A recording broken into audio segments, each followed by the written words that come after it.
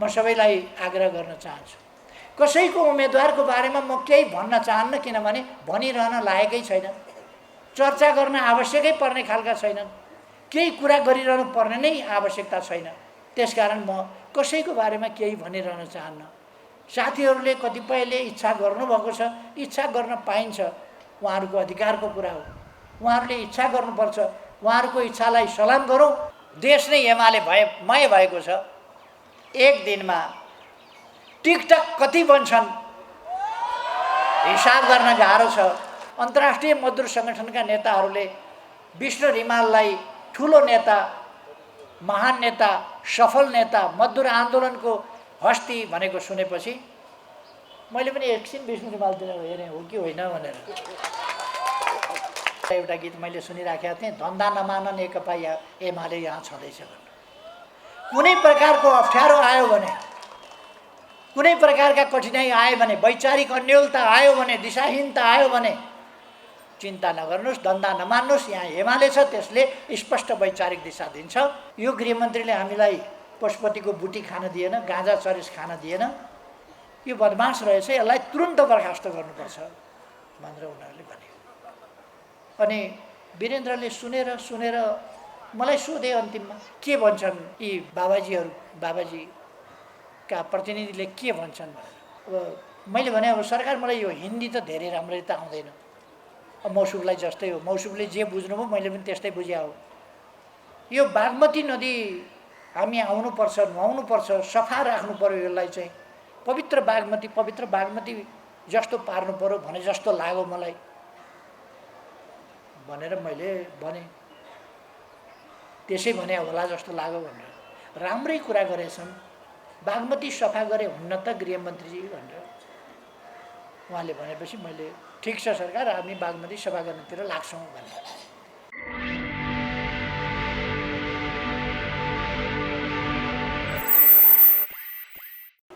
यस कार्यक्रमका अध्यक्ष महोदय, मञ्चमा आसीन नेताजीहरू, काठमाडौँ महानगरलाई आधुनिक, हरित, विकसित शहरको रूपमा, एउटा नमुना शहरको रूपमा ऐतिहासिक, पुरातात्विक, धार्मिक अनेक महत्त्वका सम्पदाहरूले सजिएको आधुनिक, विकसित, डिजिटल र स्मार्ट सिटीको रूपमा काठमाडौँलाई उठाउने सङ्कल्पका साथ मेयरको उम्मेदवारको रूपमा यहाँ शरीक हुनुभएका केशव स्थापितज्यू, त्यसै गरी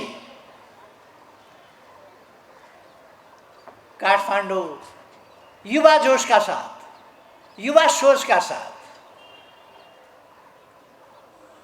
काठमाडौँलाई नयाँ गतिमा विकासको बाटोमा अग्रसर गराउन युवाहरूको एउटा सशक्त प्रतिनिधिको रूपमा र सशक्त जनप्रतिनिधिको रूपमा, आजका सचेत जागरुक महिलाहरूको प्रतिनिधिको रूपमा काठमाडौँ महानगरलाई सिँगार्ने उद्देश्य बोकेर उपमेयरको उम्मेदवारको रूपमा यहाँ उपस्थित हुनुभएका सुनिता डङ्गोलज्यू, उहाँको प्रतिभा त हामीले अनेक हिसाबले देख्यौँ। उहाँले जहाँ पुग्यो त्यसरी आफूले सम्बोधन गर्न सक्नु हुँदो रहेछ भन्ने कुरा साङ्केतिक भाषाबाट पनि उहाँले साङ्केतिक भाषाको आवश्यक भएका साथीहरूलाई सम्बोधन गरेको देख्दा उहाँको बहुप्रतिभा यसै देखिन्छ। अर्थात् उहाँ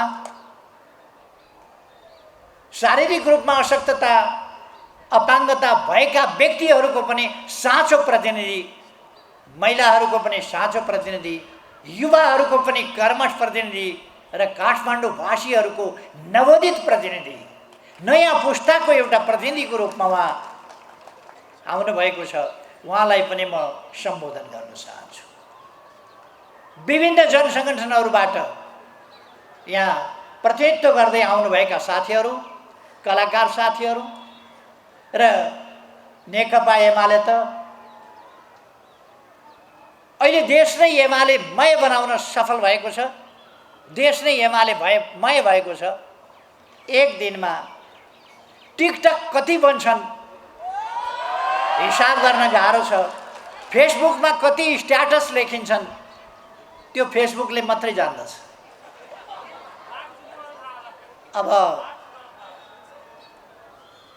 गीत कति बन्छन् दिनमा, हरेक ठाउँमा 2टा 3टा 4वटा 5वटा गीतहरू लोकार्पित भइरहेका हुन्छन्। कोही चुनावी गीत, कोही अरू गीतहरू सूर्यको पक्षमा, एमालेको पक्षमा, उज्यालोको पक्षमा, ज्ञानको पक्षमा, विकासको पक्षमा, शान्ति सुव्यवस्थाको पक्षमा गीतहरू बनिरहेका छन्। देश बनाउने सङ्कल्पहरू पोखिरहेका छन्। यसरी नयाँ नयाँ गीत र सङ्कल्पहरू लिएर उपस्थित हुनुभएका कलाकार साथीहरू, सञ्चारकर्मी साथीहरू र सामाजिक जीवनका विभिन्न क्षेत्रबाट यस मजदुर दिवसमा मजदुरहरूसँग ऐक्यबद्धता जनाउन आउनुभएका सबै साथीहरू, आज अन्तर्राष्ट्रिय श्रमिक महिला दिवस के मजदुर दिवस। यस मजदुर दिवसको इतिहास लामो छ।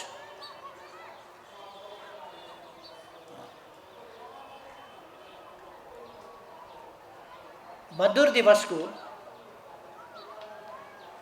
इतिहास अर्थात् यो दिवस कसरी पैदा भयो, यो दिवस आफै मजदुरहरूको पीडाको, मजदुरमाथिका दमनको, मजदुरले भोग्नु परेका असमानता विभेदहरूको अन्त्यका निम्तिका मजदुर सङ्घर्षहरूको, मजदुरले गरेका बलिदानहरूको र तिनका सफलताहरू, तिनका पीडाहरूको, तिनका सम्झनाहरूको प्रतीक स्वरूप अन्तर्राष्ट्रिय श्रमिक दिवस सुरु भएको थियो।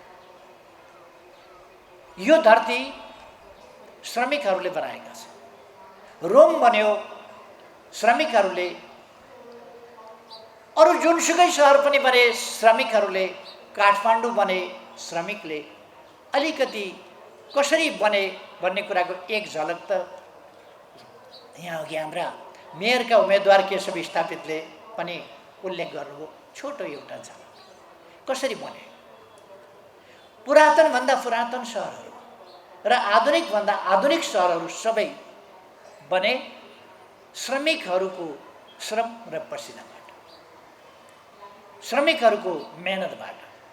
तर ती श्रमिकहरू आज जुन अवस्थामा आइपुगेका छन् त्यो उनीहरूको बलिदानपूर्ण सङ्घर्ष, प्रतिरोध र परिवर्तनका निम्तिको उनीहरूको अथक र अनवरत प्रयास, त्यसबाट आज श्रमिकहरू आजको अवस्थामा आइसकेका छन्। नत्र भने महिलाहरूले समान ज्याला प्राप्त नगर्ने, श्रमिकहरूले जिउन पुग्ने गरी,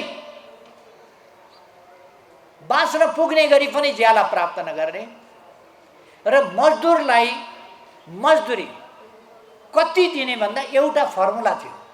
फेरि मजदुर जन्माउनु पर्छ, फेरि मजदुर चाहिन्छ, फेरि मजदुर हुर्काउनुपर्छ। त्यसकारण ऊ आफू र उसको परिवार यति मात्रै बाँच्न सकोस् जहाँ उसले सन्तान उत्पादन गर्न र छोराछोरी हुर्काउन सकोस्, ताकि भोलि फेरि उद्योग व्यवसाय आदि चलाउन र निर्माण कार्यहरू अगाडि बढाउनका लागि मजदुर चाहिन्छ। त्यो मजदुर उत्पादन गर्ने कारखाना चाहिँ कायम रहोस्, कारखाना चलिरहोस्, त्यतिका लागि मजदुरलाई स्यालेरी दिइन्थ्यो।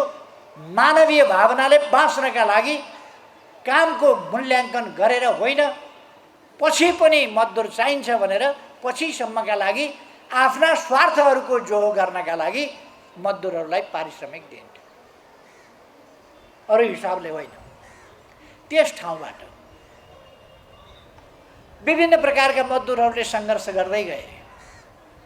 म आज तपाईहरुलाई यहाँ मजदुरहरूको सङ्घर्षको लामो इतिहास, बलिदानको इतिहास र गौरव गाथा सुनाउन गइरहेको छैन, किनभने यो सुनाउन थाले भने 2-3 घण्टाको समय कम से कम अत्यन्त छोटो गर्दा पनि त्यसैमा खर्च हुन्छ। त्यसकारण म त्यतापट्टि जान चाहन्न, यति भन्न चाहन्छु कि मजदुरहरूको लामो समयको अथक र अनवरत बलिदानपूर्ण सङ्घर्ष, त्यसको परिणामबाटै मजदुर दिवसको स्थापना भएको थियो। सङ्घर्षको एउटा अविस्मरणीय प्रतीकको रूपमा र मजदुरहरूको बहादुरीपूर्ण गाथालाई स्मरण गर्नका लागि प्रथम मे यसलाई मे डेको रूपमा मे डे भनेको मे दिवसको रूपमा मनाउन थाल्यो। यद्यपि एभिएसनको भाषामा मे डे भनेको सबभन्दा अन्तिम अप्ठ्यारोमा परेको छु भन्ने हुन्छ क्या र। पाइलटले मे डे भन्यो भने म अत्यन्तै अप्ठ्यारो जोखिममा छु, बाँच्न कठिन छ, म धेरै सायद समाधान गर्न नसकिने अप्ठ्यारोमा परेको छु, त्यस बिन्दुमा पुगेको छु भन्ने अर्थ हुन्छ क्या र एभिएसनको भाषामा।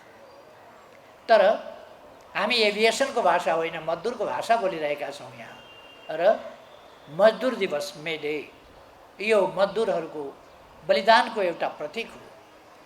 खास गरी मजदुर आन्दोलनको इतिहास त दासयुग, जब विभेद, जब असमानता भयो, त्यहाँदेखि मानिसले समानताका प्रयासहरू, विभेदको अन्त्यका प्रयासहरू गर्दै गयो, लडाइँहरू गर्दै गयो र अनेक प्रकारका त्यसलाई दमन गर्नका लागि सिद्धान्तहरू प्रतिपादन हुँदै गए। जन्मसिद्ध श्रेष्ठताको सिद्धान्त, राजतन्त्रका सिद्धान्त हुँदै हुँदै आएर मैले अस्ति एउटा कार्यक्रममा पनि भनेको थिएँ, अहिलेभन्दा 2092 वर्ष अगाडि दास नेता स्पार्टकसले ग्रिसमा विद्रोह गरेका थिए दासहरूलाई सङ्गठित गरेर। त्यो पनि मजदुर आन्दोलनको, श्रमिक आन्दोलनको बेग्लै नाममा थियो, दास विद्रोहका नाममा थियो। तर दासहरू भनेका को थिए भन्दा अधिकारविहीन श्रमिकहरू थिए, सम्पूर्ण रूपमा अधिकारविहीन श्रमिकहरू। उनीहरूसँग कुनै पनि अधिकार, आफ्नो ज्यान पनि आफ्नो अधिकारभित्र थिएन। ज्यानको पनि सुरक्षा मालिकको हातमा हुने गर्थ्यो, दास मालिकको हातमा। त्यस दास युगमा मैले भने अहिलेभन्दा 2092 वर्ष अगाडि दासताका विरुद्ध, दासताका विभिन्न मात्राहरू रहे पछिसम्म पनि, तर त्यति बेला चरम दासता थियो, त्यसका विरुद्ध स्पार्टकस विद्रोह भएको थियो। दासताको इतिहास हामी अगाडिदेखि देख्न सक्दछौँ। द्वापर युगमा, त्रेता युगमा, त्रेता युगदेखि नै दास प्रथा प्रचलनमा रहेको हामी पाउँछौँ। अथवा श्रमिकहरूमाथि जब वर्गीय समाज बन्यो, तबदेखि वर्गीय समाज भनेकै विभेदकारी समाज, असमानताको समाज हो। त्यो बनेदेखि नै मजदुरहरूमाथि विभेद र असमानताहरू थोपरिए र त्यसका विरुद्ध मजदुरहरू सङ्घर्षको मैदानमा उठ्दै गए, जाग्दै गए, लाग्दै गए। मैले एउटा प्रसङ्गको कुरा गरेँ। एउटा प्रसङ्गमा मैले भनेको थिएँ 2092 वर्ष अगाडि स्पार्टकसहरूको विद्रोहले जुन कुराको आवाज उठाएको थियो, समानताको कुराको आवाज उठाएको थियो, 1215 मा जाँदा म्याग्ना कार्टा बन्यो। तर म्याग्ना कार्टाले त्यो भावना बोक्न सकेन जो श्रमिकहरूले, यो त 1215 को कुरा थियो इस्वी सनको, अर्थात् अहिलेभन्दा 1000 वर्ष लगभग, अथवा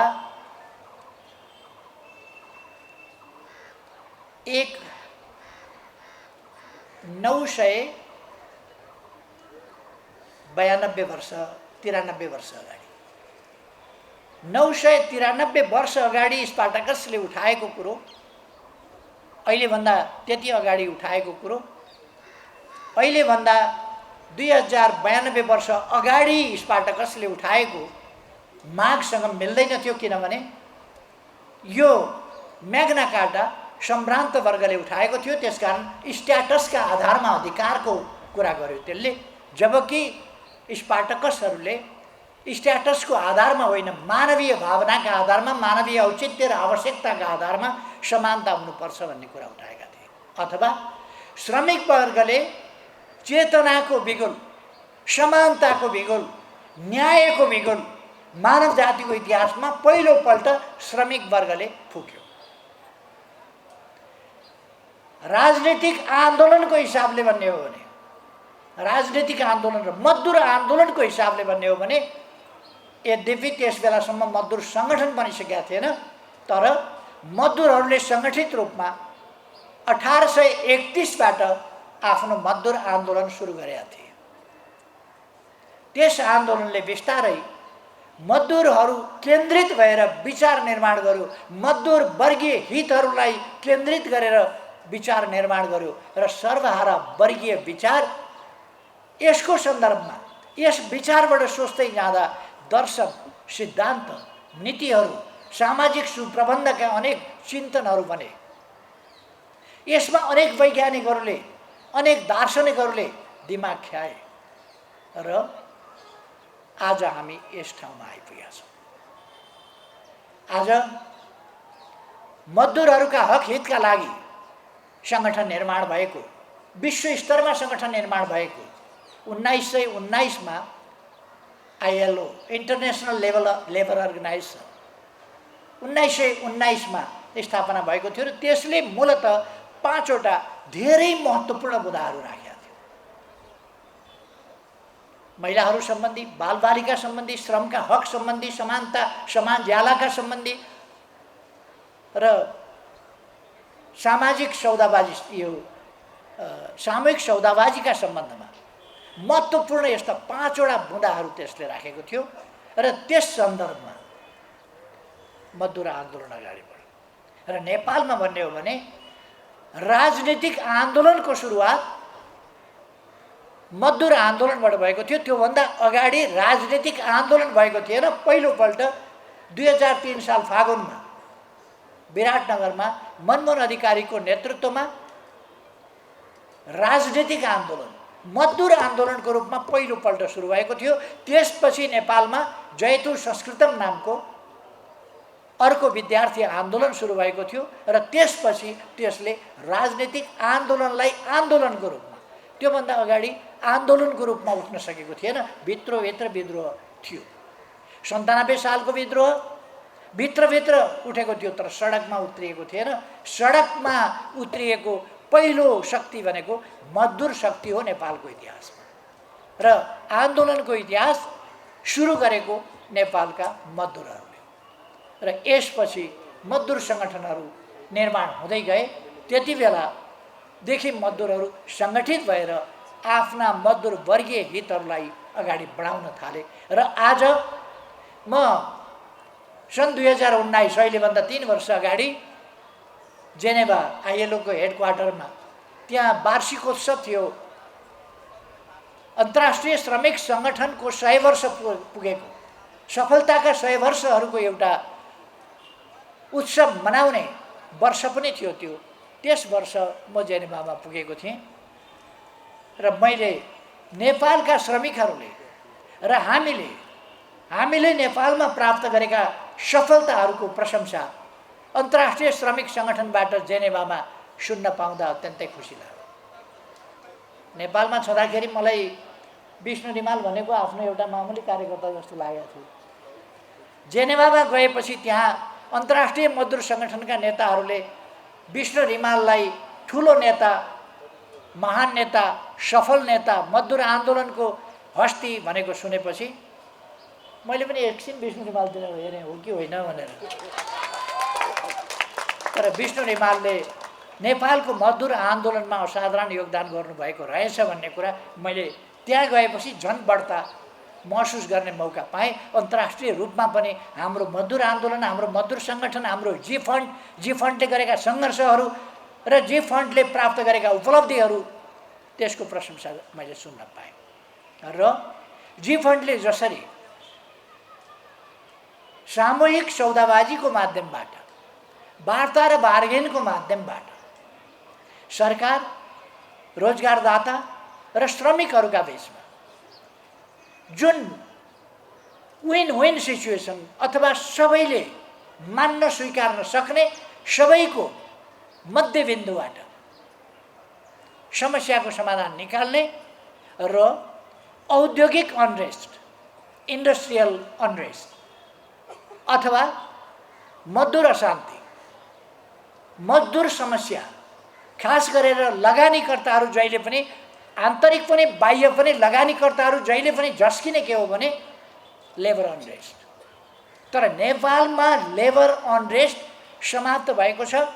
लेबर अनरेस्ट होइन, लेबरले अब अनरेस्ट होइन सफलता प्राप्त गरेका छन् र सामूहिक सौदाबाजीबाट आफ्ना मागहरू स्थापित गर्न सकेका छन्। चाहे वर्किङ आवरको सम्बन्धमा होस्, चाहे देशको परिस्थिति अनुसारको स्यालेरीको सम्बन्धमा होस्, अथवा महिला अधिकारको सम्बन्धमा होस्, महिला कामदार र कामको समान ज्यालाको सन्दर्भमा होस्, अथवा बाल श्रमिकलाई श्रममा लगाउन नपाइने सन्दर्भमा होस्, यस्ता कुराहरूको सन्दर्भमा ठुलो सफलता नेपालको श्रमिक आन्दोलनले प्राप्त गरेको छ। यसकारण मैले तपाईहरुलाई सुरुमै बधाई भनेको हुँ। यति लामो सङ्घर्षदेखिका तपाईहरुका सफलताहरू, यिनीहरूले ठुलो उपलब्धि हासिल गरेका छन्। आज हामी अन्तर्राष्ट्रिय श्रम सङ्गठनको सम्मानित सदस्य भएका छौँ, नेपालको ट्रेड युनियन। र नेपालको ट्रेड युनियनले अनेक कुराहरूका बावजुद, अनेक मतभेदका बावजुद, अनेक हिसाबले पनि यसलाई एउटा फेडरेसनको रूपमा कायम राख्ने सफलता प्राप्त गरेको छ। यो साधारण कुरा होइन। सङ्घर्षशील मजदुरहरू सहकार्य पनि जान्दछन् र खाली अरूको इन्स्ट्रुमेन्ट, अरूका निम्तिका हतियारको रूपमा मात्रै प्रयोग हुने होइन, आफ्ना वर्गीय हितहरूलाई कसरी सुरक्षित, संरक्षित, प्रवर्धन गर्नुपर्छ र तिनीहरूलाई सफलतामा पुर्याउनु पर्छ भन्ने पनि जान्दछन् भन्ने कुरा यसबाट देखिएको छ। म बधाई भन्न चाहन्छु, धन्यवाद भन्न चाहन्छु र तपाईहरुलाई फेरि एकपल्ट धेरै धेरै बधाई। धेरै गर्दा एउटा गीत मैले सुनिराखेका थिएँ, धन्दा नमान नेकपा एमाले यहाँ छँदैछ भन्नु।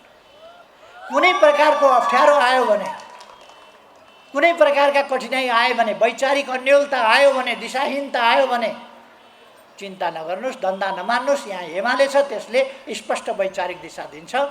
त्यसै गरेर सङ्गठनात्मक विशृङ्खलता आयो भने समेटेर लिएर जाने एमाले छ। हरेक सेक्टरमा समस्या आयो भने सेक्टरल विषयगत प्रश्नहरूको समाधान दिन एमाले छ र मजदुर समस्याका समाधान दिन एमाले छ।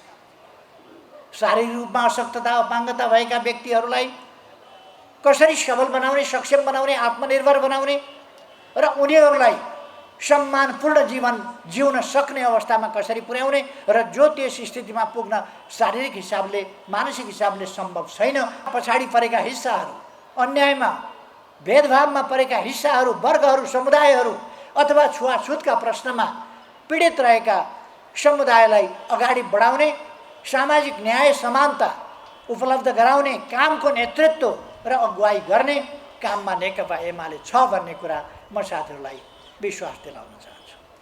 आज यो कार्यक्रम हामी काठमाडौँमा मनाइरहेका छौँ र काठमाडौँमा अब पुस्तौनी श्रमिक पृष्ठभूमिबाट आएको, अघि केशव स्थापितजीले बताइसक्नु, पुस्तौनी श्रमिक पृष्ठभूमिबाट आएको, पहिले नै मेयर चलाएर अनुभव लिइसकेको र काठमाडौँलाई आधुनिक काठमाडौँमा बदल्न, यहाँका सडकहरू चौडा गर्न, यहाँ अनेक नयाँ कामहरू अगाडि बढाउन र चाहे यहाँका वरिपरिका सडकहरू चौडा गर्ने कुरा होस्, माइती घरमा मण्डला स्थापना गर्ने कुरा होस्, जहाँ आज मण्डला बनाएर झन्डा फहराइएको छ,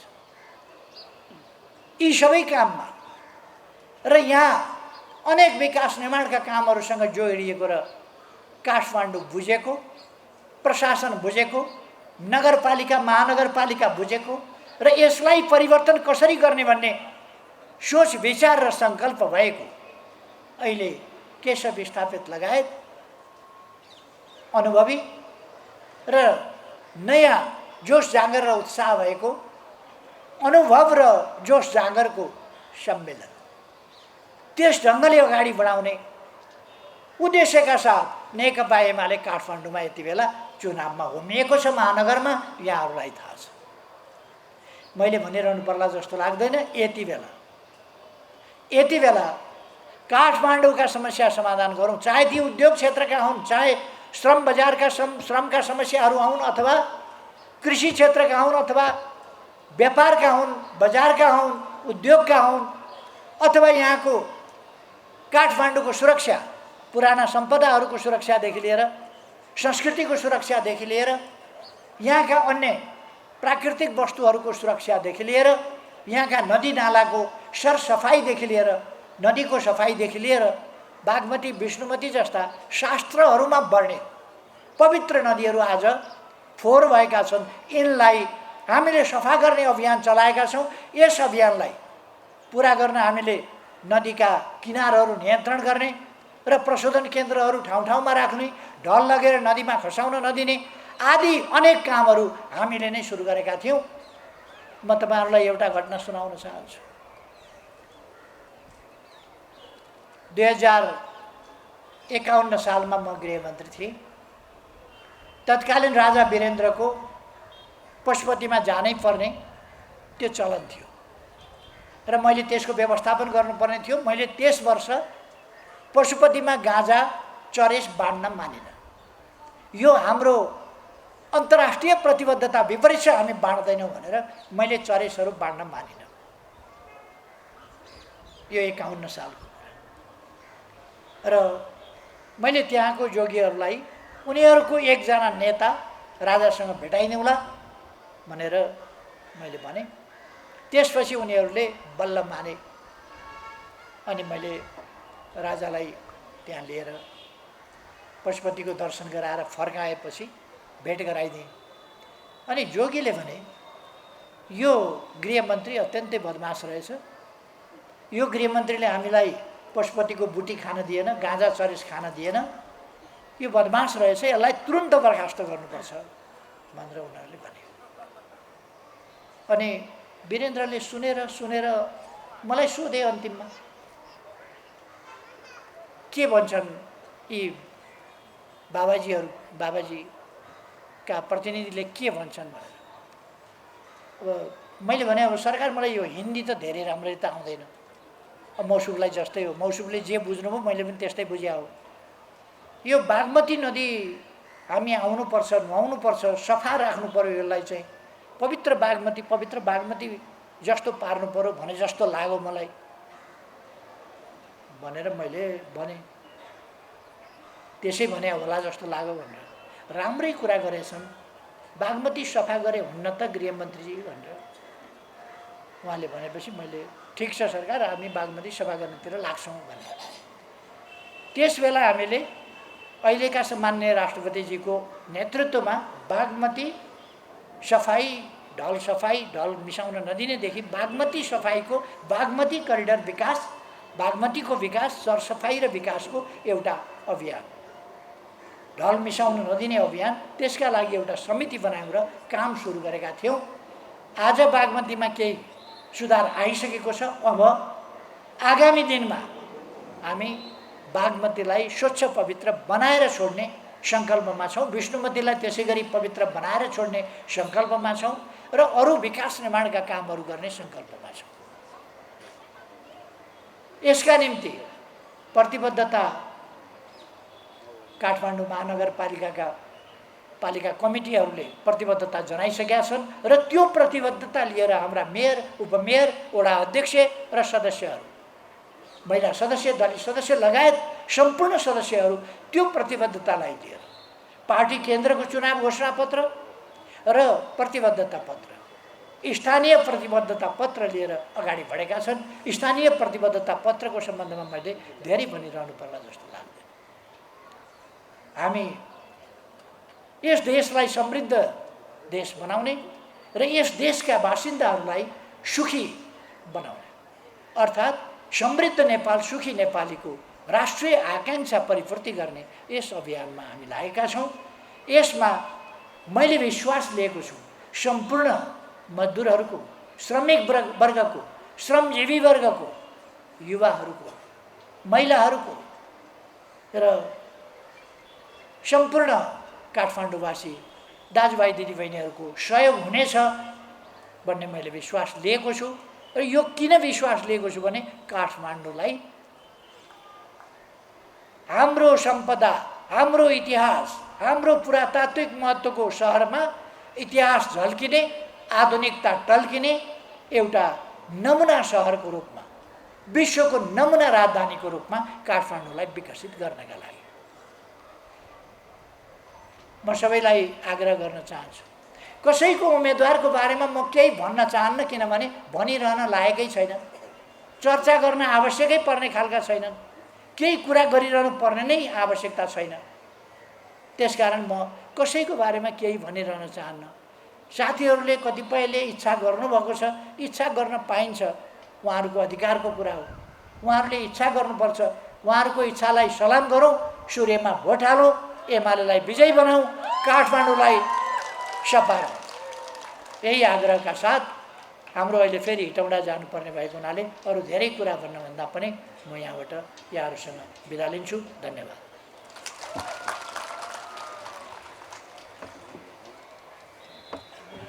धन्यवाद सर्देव देशे कमेडलाई। साथीहरू एकैछिन धैर्य गरौँ, हामीसँग अब अत्यन्तै छोटो कार्यक्रम छ। त्यसकारणले म सम्पूर्ण साथीहरूलाई धैर्यतापूर्वक